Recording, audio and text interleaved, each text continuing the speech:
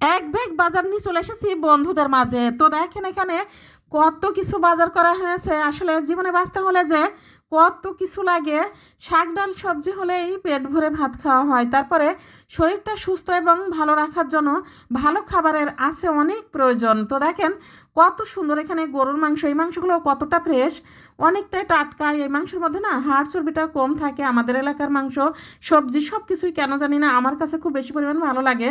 তো এখানে দেশি মুরগি আছে, ব্রয়লার মুরগি আছে, তারপরে ইলিশ মাছ আছে। ইলিশ মাছের তো অনেক দাম, তারপরে কিন্তু খেতে হয়, দাম বেশি হলেও তো খাওয়া তো লাগবেই।